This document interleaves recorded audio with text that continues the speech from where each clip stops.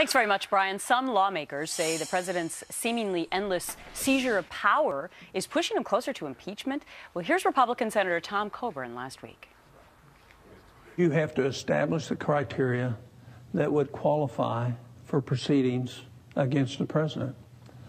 And that's called impeachment. I don't have the legal background to know if that rises to high crimes and misdemeanors, but I think they're getting perilously close. And our next guest says this could soon become a reality. Klein, radio talk show host and the co-author of a new book, Impeachable Offenses, the Case for Removing Barack Obama from Office, joins me now. All right, this is a pretty blatant and, out there claim, Aaron. Why do you believe that President Obama may actually face impeachment?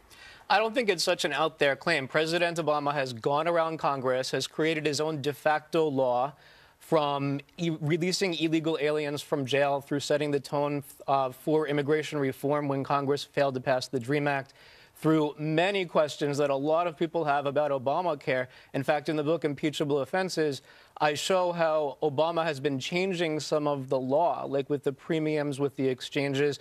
So, yes, it went to the Supreme Court, but there are still constitutional questions, specifically about the way that it's been enacted.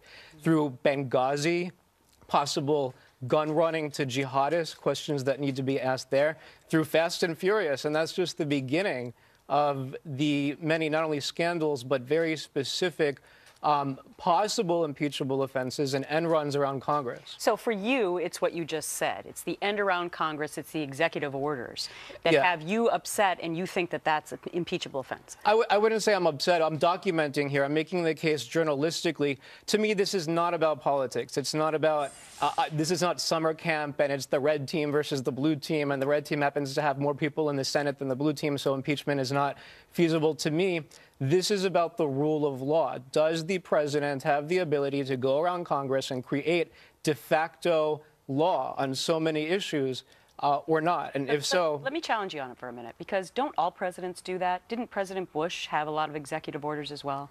Yeah, but in general, executive order is to define existing law. What President Obama has done, and it's not really me accusing him, I quote constitutional scholars, I quote organizations from across the political spectrum, even the ACLU, even so far as Code Pink.